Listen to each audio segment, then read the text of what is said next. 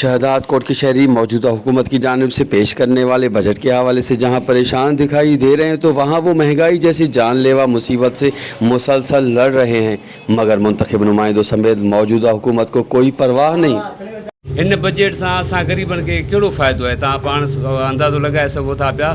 असांखे जेको आहे सो अटो सस्तो खपे, असांखे जेको आहे सो गैस सस्तो खपे, असांखे दाल सस्ती खपे।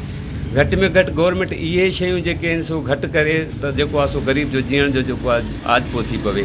बाक़ी हिन ईंदड़ बजट मां या ईंदड़ वॾी ॻाल्हि इहा ई आहे त गवर्नमेंट खे इहो बि नथो सिर्फ़ु ऐलान था करे छॾनि। ऐलान करण खां पोइ उन ते कंहिं बि क़िस्म जो को अमल न आहे। वज़ीर आला साहिबु सिर्फ़ु ऐलान करे या बजट पेश करे ईअं ख़ामोश थी था वञनि। उन ते करे से अमल जी त का ॻाल्हि कनि त DC खे प्रेशराइज़ कनि त भई हिन वक़्तु जेको आहे सो गेह कीअं थो हले पियो, चांवर।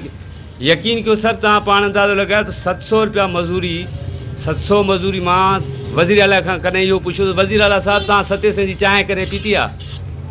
हज़ारनि जी तव्हां चांहि पीओ था पिया। घटि में घटि इहो त ग़रीबनि जे लाइ सोचो त भई 700 में हू करे छा?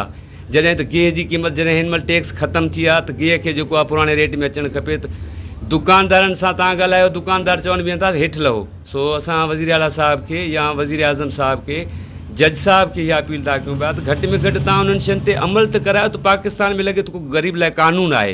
महांगाई जे हवाले सां असां इहो चवंदासीं त असां ग़रीबनि जे लाइ जेकी हिन महिल बजट आई आहे उहा बजट हुई सिर्फ़ु रिलीफ जे लाइ, ग़रीब खे रिलीफ का हुजे। हिन महिल का न अहिड़ी का रिलीफ आहे, का बि कुझु बि न आहे। हाणे इहा महांगत अहिड़ी थी वई आहे, अञा हिकु खां ॿीणी जेके रेट दुकाननि ते हलनि था त उन्हनि वटि वञनि त दुकान खां लाहे था फिटी कनि। बसर बटालू भी महंगा, टमाटर भी महंगो, सब्ज़ी में भी का शइ भी सस्ता भी कोन्हे को। ये अलाए कहिड़ी गवर्नमेंट आहे, सम्झ में का अचे ई नथो। होॾो छकाण जीए भुटो, होॾो छकाण जीए भुटो। अलाह जी महिरबानी आहे, जॾहिं भुटो भुटो हले थो, जॾहिं असांखे अचे घुटो त जिंद छुटे।